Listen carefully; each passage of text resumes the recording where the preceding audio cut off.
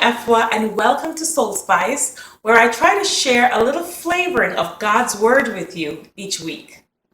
I've heard people say image is everything, and that's crazy to me because I've seen how image can very easily misrepresent an individual. Take Jesus, for example.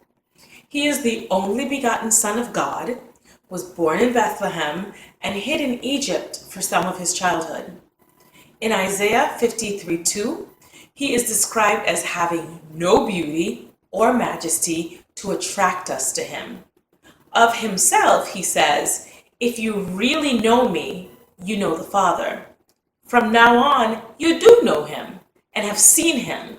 John 14:7, "For I and the Father are one." John 10:30. So what does the Father look like? Daniel described him as having hair of pure wool in Daniel 7:9, and John described him in Revelation 1:15 as having feet of bronze. However, God himself fiercely protects his image. He is completely against man-made images to represent any aspect of who he is. In Exodus 24, he warns us not to make any idols of things above or things below and worship them. But God knows he created us with worship imprinted in our DNA, so he asks us to worship him in spirit and in truth. John 4:24.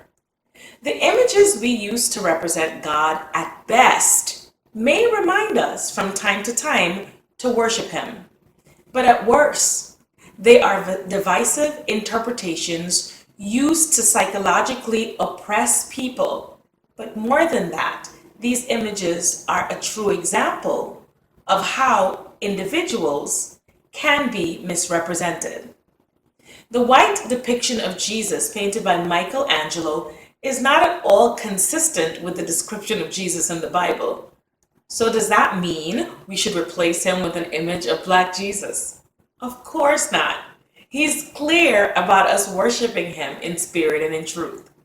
This world that we live in thrives on division, and it thrives on concepts of supremacy and inferiority.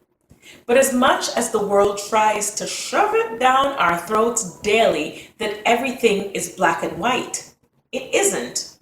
How you look on the outside is important, yes, but not half as important as who you are on the inside. I am more than a color. You are more than a color. We're spiritual beings dwelling in shells of flesh, and one day we'll trade in this corruptible flesh for his incorruptible spirit. Yes, when we see him, we will be more like him. So don't be foolish and exchange the glory of the immortal God for images made to look like a mortal man and birds and animals and reptiles. Romans 1:23. Instead, read your word. Study to show yourself approved.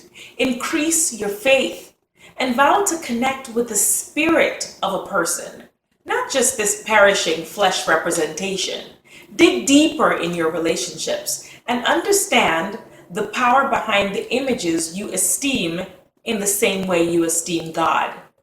I love you all. Have an amazing week and connect spirit to spirit with God and spirit to spirit with the people he sends your way this week.